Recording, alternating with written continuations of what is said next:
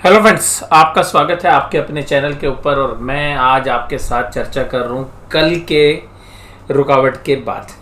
कल एक analysis video हम शेयर नहीं कर पाए, पर्सनल रीजंस थे, और हो सकता है कि इस हफ्ते में एक या दो वीडियो और भी शायद आपके व्यवधान हो सकते हैं, लेकिन कोशिश करेंगे कि हम सारी वीडियो आपके साथ शेयर करें। अब सबसे पहले जो हमने वीकली एनालिसिस किया था, तो उस एनालिसिस में मैंने आपके साथ एक ही बात चर्चा की थी कि बाज़ार जो है रेंज बाउंड रह सकता है और विद नेगेटिव बायस्ड, मतलब बाज़ार जब क्लोज हो महीने हफ्ते के अंत में तो शायद नेगेटिव आपको देखने के लिए मिले। और बाज़ार जो है साइडवेज जो है टाइप आज रहे बाज़ार। लेकिन सबसे खास बात थी आज कि बाज़ार ने कल एक अच्छी क्लोजिंग दी थी, तो जो है आज बुल्स बाज़ार को सुबह 1-1.5 घंटे खूब कोशिश की उन्होंने कि बाज़ार को कमांड किया जाए और एक अच्छे से बाज़ार को क्लोज दिया जाए। लेकिन देखिएगा ऊपरी लेवल पर हमें पर्सनली ऐसा लग रहा है कि डिस्ट्रीब्यूशन टाइप ऑफ पैटर्न्स जो हैं वो स्टॉक स्पेसिफिकली इंडेक्स को कॉन्स्टेंटली ऊपर रख के शेयर्स के अंदर रोटेशंस करके सेलिंग हो रही है। और वहीं पर कुछ ऐसे शेयर्स में जो कि शेयर्स अभी तक नहीं चले हैं उनमें एक कैचअप बाइंग देखने के लिए मिल रही है। आज अगर हम सुबह देखें तो जब बाज़ार चले तो सारे बैंकिंग स्टॉक्स तेज़ी में थे, लेकिन धीरे धीरे सब क्रैक होना शुरू हुए। लेकिन इंडेक्स मैनेजमेंट में देखिएगा एक चीज़ अहम होती है कि अगर आपका एक शेयर टूट रहा है, 2 शेयर टूट रहे हैं, तो आप किसी एक मजबूत शेयर को उठा लो। तो आज देखिएगा एसबीआई के अंदर कमजोरी थी, और एसबीआई की कमजोरी का रीज़न था ये कि पीएसयू बैंकिंग स्टॉक्स में एक जो है कमजोरी देखने के लिए मिली।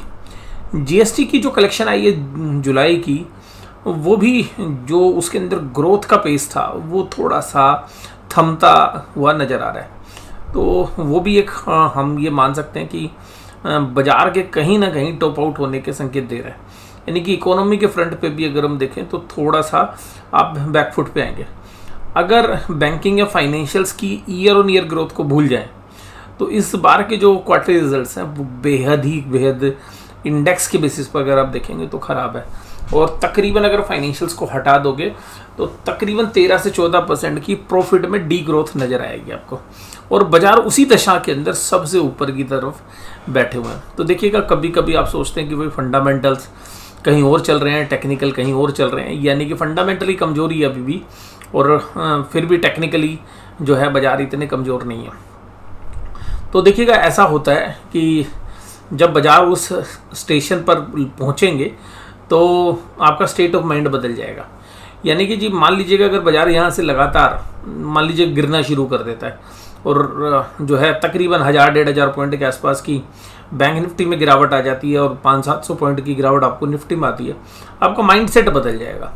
तो बात क्या है कि तब आपको फिर यही रिजल्ट ख़राब लगने लगेंगे। तो क्या होता है कि बाज़ार जब चल रहे होते हैं तो सारी चीज़ों को उसी के अकॉर्डिंगली जो है एडजस्ट किया जाता है, और बाज़ार के जो एनालिसिस्ट है वो भी कहते हैं नहीं ये चीज़ें तो भाई फ्यूचर में हो जाएंगी, ये तो डिस्काउंटेड है। और जब ख़राब होने लगती है ना तो फिर देखिएगा वही एनालिसिस्ट कहते हैं अरे नहीं ये तो फंडामेंटली बिगड़ गए।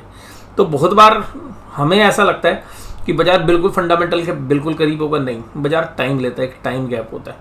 मुझे लगता है कि बाज़ार जो है अभी स्लाइटली ओवर वैल्यूड है। मेरी वैल्यूएशंस अगर आप देखेंगे तो वो तकरीबन 6 to 10% तक जो है नीचे की तरफ आती है, और वो हमारे को लगता है कि शायद स्मॉल कैप और मिड कैप में तो शायद करेक्शन उससे भी ज़्यादा होनी चाहिए अगर फंडामेंटल बेसिस पर हो।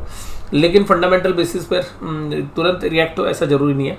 तो बाज़ार कभी कभी 2 क्वार्टर को भी जो है कंसिडर करता है, कभी कभी 3 क्वार्टर तक उस चीज़ को डाइजेस्ट करने के लिए लेके जाता है।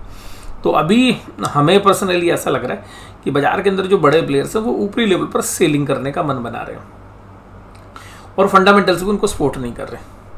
अगर निफ्टी की चार्ट की बात करें तो निफ्टी देखिएगा अपने हाई से जब आ रहा है नीचे तो बहुत धीरे धीरे आ रहा है। यानी कि बाज़ार कोई भी ऑप्शंस के बायर को कोई ऐसी अपॉर्चुनिटी नहीं दे रहा है कि भाई अचानक बाज़ार स्लाइड कर जाए और आपके प्रीमियम से बहुत तेज़ी से ऊपर की तरफ चले जाए। तो बाज़ार इस बार अभी देखिएगा प्रीमियम डीके का जो है काम जो है ज़्यादा अच्छा चल रहा है। यानी कि जो ऑप्शन सेलर्स हैं दोनों साइड में, अगर पिछले 6-7 ट्रेडिंग सेशन से देखें तो वो काफ़ी अच्छे प्रॉफिट के अंदर बैठे हुए हैं। आज किसने संभाली बाजी? तो जब मैंने कहा ना कि आज आईसीआईसीआई बैंक भी कमज़ोर हुआ और साथ में एसबीआई भी, तो भाई फिर तो किसको आना था? आज एचडीएफसी बैंक को आना ही था बाजार को संभालने के लिए। फाइनेंशियल निफ्टी की भी एक्सपायरी थी तो एचडीएफसी बैंक निकल कर आया सामने, बोलता मैं रोकूंगा बाजार आज। तो देखिएगा HDFC बैंक ने रोका बाजार। आज IT में भी TCS, इन्फोसिस, LTI, माइंट्री और HCL टेक, ये देखिएगा बाजार को डिफेंसिव की भूमिका निभाते हुए नजर आए और बाजार को रोकने की पूरी चेष्टा की। हालांकि हाल फिलहाल में बाजार फिर भी ऊपरी लेवल पर सस्टेन नहीं कर पाए। सुबह बहुत अच्छी ओपनिंग थी, बाजार सस्टेन करते हैं, ऊपर जाने की कोशिश करते हैं। 1-1.5 घंटे के अंदर बियर्स, तो मतलब ये समझ लो कि ऐसा लग रहा था कि भाई बाजी छोड़ ही देंगे, लेकिन फिर देखिएगा तकरीबन 11 साढ़े 11 बजे के बाद बियर्स पुल बैक करते हैं और भाई साहब आके ऊपर से एक ही झटके में बढ़िया वाली सेलिंग मारते हैं। बाजार नीचे आता है, फिर देखिएगा बायर्स कहते हैं अरे तुम्हारे सेलिंग करने से क्या हुआ, दोबारा बाजार ऊपर की तरफ जाते हैं, फिर ऊपर से सेलिंग आती है। और देखिएगा 2-3 इंसिडेंट्स ऐसे थे मेजर जहाँ पर बाजार जैसे ऊपर जाने की कोशिश कर रहे थे तो जो है वहाँ पे सेलिंग नज़र आ रही थी। अब आज कमजोरी थी रिलायंस में और पावर ग्रिड में। पावर ग्रिड में कमजोरी क्यों थी? अरे भैया बाजार को रिजल्ट पसंद नहीं आए। रिजल्ट पसंद क्यों आएंगे भाई? डी ग्रोथ भी हुई है। जब पिछले साल ऐसे ही रिजल्ट आए थे ना तो शेयर का भाव 180-85 रुपये था, आज भाई 250 रुपये है। अब तो 250 रुपये में महंगा है। लेकिन देखिएगा पावर ग्रिड में मैं महंगा नहीं कहूँगा इस शेयर्स को, क्योंकि जब मैं इसकी कैश फ्लो स्टेटमेंट देखता हूँ ना तो मुझे ऐसा लगता है कि इंडिया के अंदर अगर कैश फ्लो पर वैल्यूएशंस होने लग जाए, मतलब अगर जो मॉडल्स PE रेशो को यूटिलाइज ना करके अगर हम फ्यूचर कैश फ्लोज को अगर डिस्काउंट करें और DCF को लगाएं, यानी कि डिस्काउंटेड कैश फ्लो बेसिस पर अगर हम करें, तो शायद पावर ग्रिड की वैल्यू पहुंच जाएगी 500 रुपये, उससे ज़्यादा ही पहुंच जाएगी। तो कैश फ्लो काफ़ी ज़बरदस्त है इसका। लेकिन प्रॉफिटेबिलिटी के मामले में देखें और जिस तरीके से कैपिटल इंटेंसिव बिजनेस है, रेगुलेटर का भी बहुत बड़ा डंडा जो है इनके बिजनेस में चलता है, तो उन सब पैरामीटर्स को देखें तो जो है अभी हमें लगता है कि पावर ग्रिड में शायद और पिटाई हो सकती है। तो मैं वही कह रहा हूँ कि अगर आप कैश फ्लो मॉडल पे यूज़ करोगे तो ये अभी भी डबल हो सकता है। लेकिन इंडिया में अगर हम देखें तो कैश फ्लो मॉडल के अंदर एक सबसे बड़ी दिक्कत ये है कि जो कंपनीज कैश जनरेट करती हैं उनके फ्यूचर कैश अर्निंग्स, यानी कि फ्यूचर कैश इनफ्लोज, यानी कि हम ये कह सकते हैं CFAT, यानी कि कैश फ्लो आफ्टर टैक्सेस, जिनकी निश्चितता नहीं है कि वो कितने आएंगे, उसको प्रिडिक्ट करना बड़ा मुश्किल है। तो जिसकी वजह से उस वैल्यूशंस को यूज़ नहीं किया जाता है ज़्यादातर, और जो अर्निंग्स मॉडल के ऊपर ही हम ज़्यादातर वैल्यूशंस करते हैं इंडिया में, जो परंपरागत तरीके हैं। उसके अलावा बजाज फिनसर्व, SBI और अदानी पोर्ट जैसे शेयर्स भी कमज़ोर थे। अगर हम बात NSE के एडवांस डिक्लाइन रेशो की बात करें तो एडवांस डिक्लाइन में आज भी बाजी एडवांसेस के पास थी और एडवांसेस जो है उसको होल्ड कर रहे थे।